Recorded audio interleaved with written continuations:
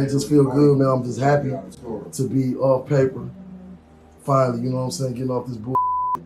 You know what I'm saying? I'll be there in the morning dropping you know, just feel the feeling of being free. You know what I'm saying? No man should be held captive. You know what I'm saying? You don't know what that like to be locked in the house all day. They tell you can't go nowhere.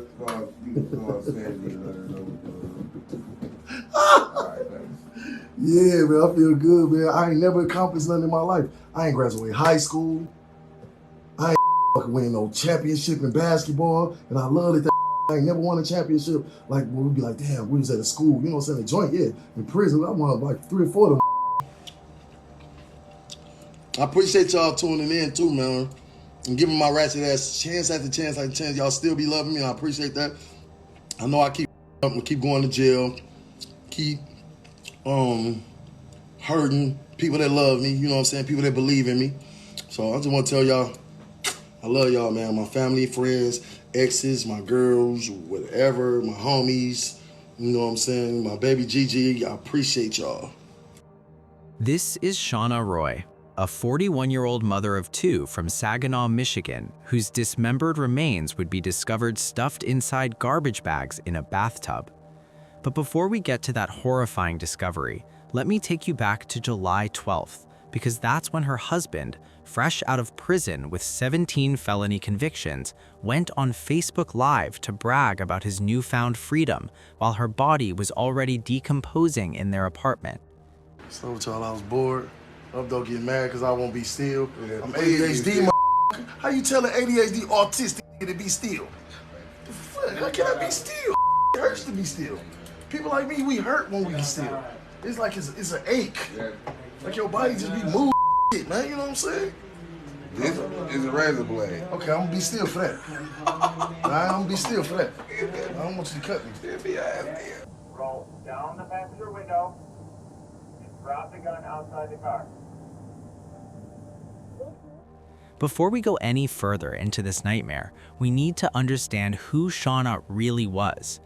Shauna Williams Roy was described by her lifelong friend Dominique Vaughn as one of the most generous and caring people you could ever meet, the kind of person who would help anybody without hesitation.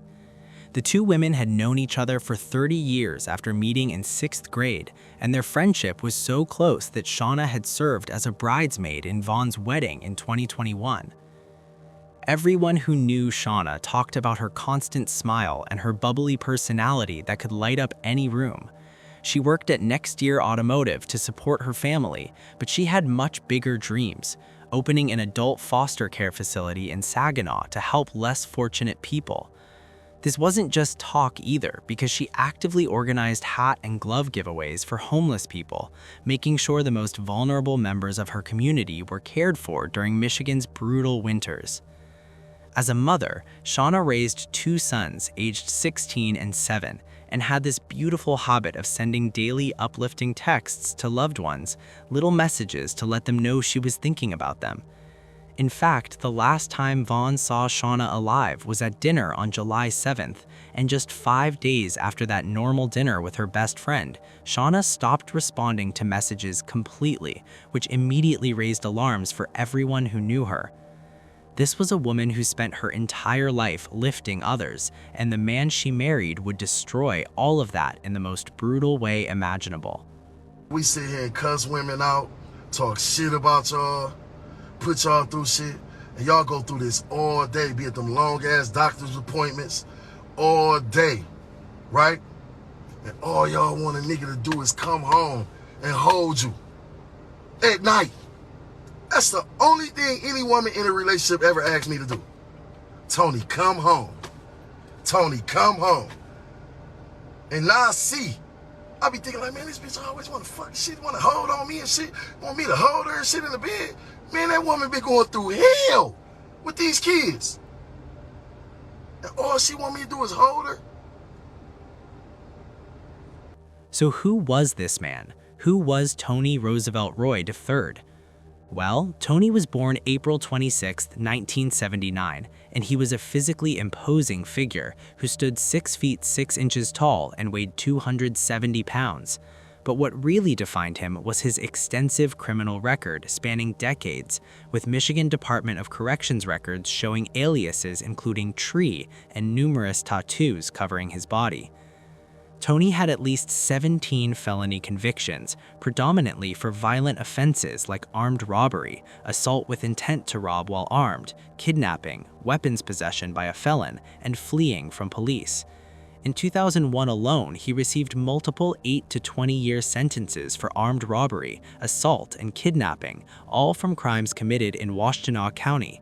Then, in 2015, he got hit with another 6 to 9 years for armed robbery, plus multiple firearms possession charges from crimes in Genesee County.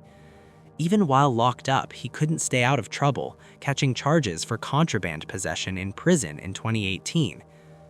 Tony was finally paroled on June 30th, 2022, and here's where the story takes its first truly dark turn. He and Shauna had actually met online in 2020 while he was still incarcerated, developing some kind of relationship through letters and phone calls while he was behind bars. Then, barely 3 weeks after he walked out of prison as a free man, on July 22nd, 2022, they got married. Now, Tony presented himself very differently to the world than his record might suggest. He fashioned himself as an entrepreneur, a businessman, someone who had somehow turned his life around behind bars. Listen to what he said in a Facebook video from November 2022, just a few months after his release. I came home $100,000 up, $100,000 up. I came home with this, right? Because I saved my money. I always been a businessman, and I studied what businessmen do. I watched my brothers and them think, I watched Dink and them watch from the prison, I watched them get money over and over and over again, keep businesses going, because we do not give up, we don't refuse to lose. He was out here bragging about coming home with $100,000, showing off money, talking about being a businessman and studying success while locked up. But let's be real about what was actually happening in Tony's life. After his release, he faced the typical challenges that returning citizens deal with, including serious housing instability, and he was actually defrauded when trying to buy a home in Flint, losing thousands of dollars in the process. Beyond that, he started positioning himself as a rapper, claiming he'd developed these incredible skills while incarcerated, clearly trying to build some kind of persona of success and transformation. The reality, however, was much darker than any persona he was trying to create. By early 2023, just months into his marriage, serious cracks were already showing. In March 2023, Tony was charged with aggravated domestic violence, torture, assaults, and gun offenses, reportedly against another woman. And in April 2023, all of those charges were dismissed when the victim declined to testify. This is a pattern we see over and over again in domestic violence cases, where victims get scared or they get manipulated, are actively threatened, or sometimes they genuinely believe the abuser has changed and deserves another chance and refuse to cooperate with prosecutors. After those charges, to their credit, the Michigan Department of Corrections wasn't completely asleep at the wheel. They imposed the GPS tether in April for up to 90 days, trying to monitor this clearly dangerous man and keep track of his movements. Meanwhile, Shauna, who had noticed all these cracks, confided in her loved ones about her plans to leave Tony and return to Saginaw. She was just days away from finally being safe, from getting back to her hometown where her support system was. July 7th was the last time Dominique Vaughn saw her best friend alive, when they shared what seemed like a normal dinner together. Vaughn would later say that Shauna seemed somewhat subdued during that meal, but she wasn't in any kind of immediate distress or acting as if she knew what was about to happen to her. Fast forward to July 11th, and things had taken a dark turn. Tony was officially listed as a parole abscondee by the Michigan Department of Corrections, meaning he had violated his parole conditions somehow. This is also the same day that police would later estimate Shauna died, and one account even suggests she may have been beaten with a metal pipe and strangled with a belt, though that particular detail remains officially unconfirmed. What we know for certain is what happened the very next day. On July 12th, Dominique Vaughn received text messages from Shauna's phone that immediately seemed wrong, with unnatural phrasing that didn't match how Shauna normally talked or texted. Someone else had her phone and was pretending to be Shauna, desperately trying to buy more time before people started asking too many questions. And on that same day, in a move that shows just how brazen Tony had become, he went live on Facebook. Standing in the kitchen of the apartment he shared with Shauna, he appeared shirtless and smiling, talking excitedly about how his GPS tether was coming off in just 6 days. Not only that, but he was actively promoting a welcome home party scheduled for July 21st at Vibes nightclub in Flint, where he planned to MC and showcase the rap skills he claimed to have developed while in prison. The GPS tether was officially removed on July 13, 2022, by his parole agent, exactly when Tony had predicted it would come off. Even though he was already classified as a parole abscondee and had recently been dismissed of those domestic violence charges, the system gave him that freedom anyway. Meanwhile, between July 12th and 14th, Burton police conducted multiple welfare checks at the apartment, responding to increasingly concerned family members who couldn't reach Shauna. Each time officers showed up, they spoke with Tony, who gave vague and evasive answers about Shauna's whereabouts, casually claiming he hadn't seen her for days. But without probable cause to force their way into the apartment, police had no choice but to leave each time. The situation escalated on the morning of July 15th, when Shauna's mother called 911 absolutely frantic because she hadn't been able to contact her daughter for 3 full days. Police returned to the apartment once again and spoke with Tony, who told them he hadn't seen Shauna for 2 days, still maintaining his calm demeanor and lying straight to their faces. Once again, the officers left without being able to do anything, but Shauna's mother wasn't about to give up. Around 6:30 that evening, she called 911 again, and this time she reported something that changed everything. In the apartment, the unmistakable smell of death mixed with the chemical odor of bleach could no longer be concealed. The officers returned to the Kings Lane Apartments complex, and this time they forced their way into the unit, and what they found inside would haunt them for the rest of their lives. It was then when they arrived that they found a horrifying crime scene. They discovered 41-year-old Shauna Roy had been completely dismembered. Her body parts had been placed in garbage bags and set in the bathtub. We begin tonight with the Burton man accused in the murder and dismemberment of his wife and how he had a long history of criminal behavior dating back to 1998, according to records from the Michigan Department of Corrections. The officers were immediately overwhelmed by the rotten odor that filled the apartment. They began to search the rooms and soon discovered 5 trash bags in the bathtub in the bathroom. Inside those bags were Shauna's dismembered remains, along with blood-soaked blankets and rags that reeked of chemical cleaners. By the time the crime scene technicians processed all of the evidence gotten from the bathroom, they determined that the actual homicide had likely happened somewhere else in the apartment because there was minimal blood evidence in the bathtub area itself. What this means is that Tony killed Shauna somewhere else in their home, then moved her body to the bathroom for what came next. The dismemberment happened after she was already dead, and he used tools like a knife and a saw to cut apart the woman who had married him. And then, after all of that, he stuffed her dismembered body in garbage bags like she was nothing more than trash to be disposed of. Police later found Shauna's ID, her phone, and her purse in Tony's vehicle, which directly linked him to the murder scene. He had taken her identification, her method of communication with the outside world, and all of her personal belongings. But by the time police made this discovery, Tony was already long gone. He had fled in Shauna's car, heading towards Detroit, probably thinking he could just disappear into the city and start over somewhere else where nobody knew what he'd done. Except someone did know what he'd done. I'm gonna keep going to jail, keep hurting people that love me, you know what I'm saying, people that believe in me. So I just want to tell y'all, I love y'all, man. My family, friends, exes, my girls, whatever, my homies, you know what I'm saying, my baby Gigi, I appreciate y'all. A witness came forward and reported that Tony had actually confessed to the murder, telling them what he'd done to his wife. Whether it was out of some twisted sense of bragging or guilt eating away at him or just a desperate need to tell someone, we'll never really know, but he confessed to another person. On July 17th, an arrest warrant was officially issued, charging Tony Roy with open murder and mutilation of a human body. At this point, law enforcement agencies across Michigan were actively looking for him, with the Michigan State Police Fugitive Team and Emergency Services Team being activated for what had become a full-scale manhunt for an extremely dangerous man who had nothing left to lose. They found him that same night around 11:30. The Michigan State Police spotted Tony as a passenger in a black Ford Explorer on Telegraph Road near 7 Mile Road in Detroit. The troopers immediately initiated a traffic stop, approaching the vehicle with their weapons drawn because they knew exactly who they were dealing with.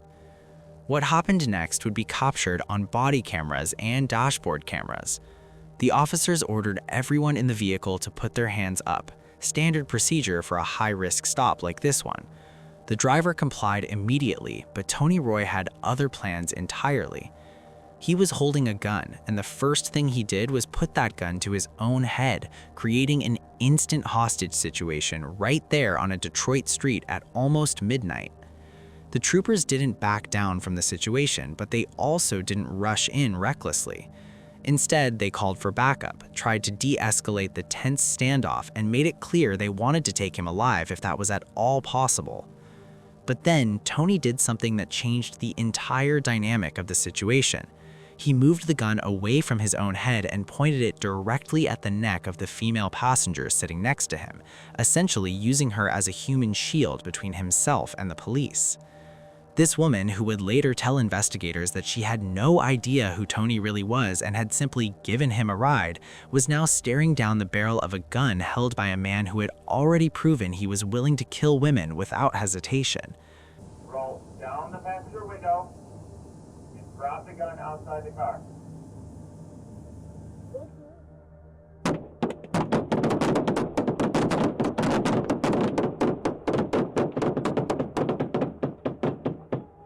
Get her out! Get her out! Get her out! Come on! Come on! Come on! Come on! Come on! Let's go! Get medical rolling! Get medical rolling! Get her medical! More units began arriving on the scene rapidly. A Bearcat armored vehicle pulled up to provide additional protection, and troopers formed a full perimeter around the vehicle to contain the situation. Over the loudspeaker, officers repeatedly urged Tony to surrender peacefully, telling him that negotiators were on the way and that they could work this out, that he didn't have to die on that street tonight. But Tony grew increasingly hostile and erratic, ducking behind the woman and using her body as cover against the police. Tony told her he was suicidal, that he couldn't go back to jail and would rather die right there. He'd already spent years behind bars for his previous crimes, and he knew exactly what was waiting for him if he survived this night. Apparently, he'd already made his choice about how this was going to end. The moment Tony aimed the gun directly at the passenger's head, multiple troopers made the split-second decision that they had no choice but to open fire. The gunfire lasted less than 10 seconds, a concentrated barrage from both rifles and handguns that shattered the windshield and ended Tony Roy's life right there in that car. The female passenger managed to roll out of the vehicle in the chaos, and while she had a superficial wound on her neck from flying glass, troopers were able to pull her to safety immediately. Tony was pronounced dead at the scene from multiple gunshot wounds sustained during the confrontation. In the aftermath of the shooting, an autopsy was performed on Shauna's remains, but determining the exact cause and time of death required toxicology results that could take months to complete. According to standard procedure, whenever law enforcement officers use deadly force, the officer-involved shooting itself is investigated. This time, the shootout was investigated by the Michigan State Police Detroit Homicide Task Force. One trooper was briefly placed on administrative leave, but later returned to duty after the initial review. The complete investigative reports were forwarded to prosecutors on January 26, 2024, though as of now, there's been no subsequent ruling or public statement about whether the shooting was justified. But let's be clear about who the real victim is in all of this, because it's certainly not Tony Roy. He made his choices deliberately over the course of decades. He hurt people his entire adult life. He killed his wife in the most brutal, dehumanizing way imaginable. And when police finally caught up with him, he got exactly what he was asking for when he pointed that gun at another woman's head. The real victim is Shauna, and her story doesn't end with her murder. Her two sons, aged 16 and 7 at the time of her death, lost their mother, and they're now being raised by their maternal grandmother. Dominique Vaughn lost her best friend of 30 years, the woman she met in 6th grade science class, the woman who stood beside her at her wedding just 2 years before the murder, the woman who texted her every single morning to say that she was thinking about her. Vaughn has spent the years since Shauna's death speaking publicly about her friend, making absolutely sure that people remember Shauna for who she really was. The entire community lost someone who was actively trying to make it better for everyone. Shauna's dream of opening an adult foster care facility will never happen now. The homeless people she organized giveaways for lost a tireless advocate who actually cared about their well-being. Her coworkers at Next Year Automotive lost a valued colleague. Her neighborhood lost someone who made it brighter just by being there. This case raises massive questions about how we handle parole and reintegration in this country. Should someone with 17 violent felonies spanning 2 decades have been paroled at all? Should someone facing torture charges have been allowed to remain free when the victim wouldn't testify? Or should there have been other mechanisms to keep him locked up? Let me know what you think in the comments section. Click on one of the cards on your screen to see more videos like this one.